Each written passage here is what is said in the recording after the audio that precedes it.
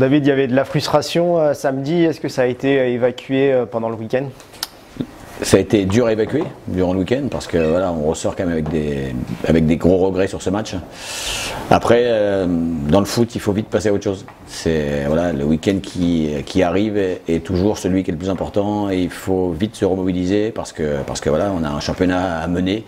On va garder de bons souvenirs par contre de cette coupe malgré tout, malgré l'élimination parce que le parcours a été de qualité.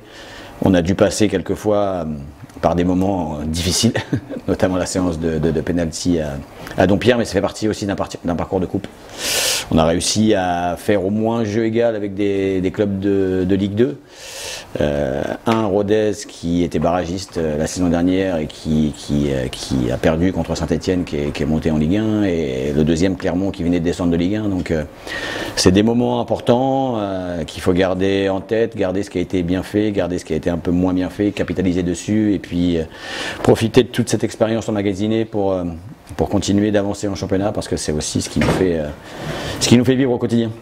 Place au déplacement au Puy, le leader, un gros poisson de la poule qui était attendu pour jouer la montée. Qu'est-ce qui fait sa force à cette équipe?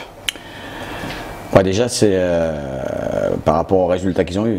Quand on est sur 0 défaite en 11 matchs, un seul but pris à domicile, 3 buts pris en 11 matchs, voilà, les stats qu'ils ont, elles sont incroyables.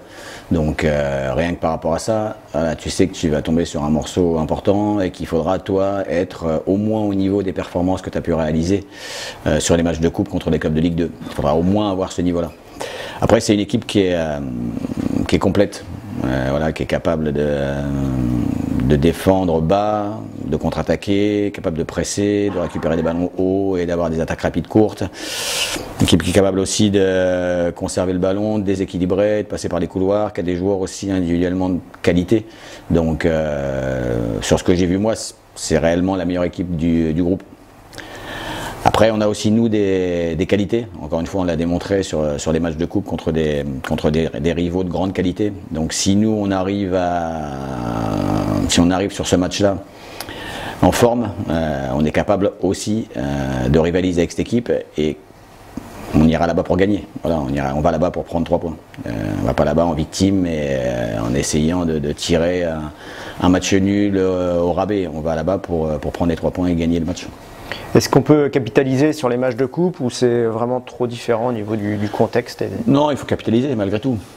Et puis aussi, on reste quand même sur une bonne période en championnat. Donc tout ce qu'on a fait de bien jusqu'à présent, même quand on est sorti à Toulon où le résultat, pour ceux qui n'ont pas vu le match, le résultat éventuellement te dit que tu t'es fait balader et que tu as pris une raclée. Le résultat, effectivement, il dit ça. Après, sur le match, sur le contenu du match, sur ce qu'on avait donné, c'était loin de tout ça. Donc il faut qu'on capitalise sur ce qu'on a bien fait, qu'on essaie de progresser dans les domaines où on était un peu moins performants, parce que il y en a encore plein qui existent.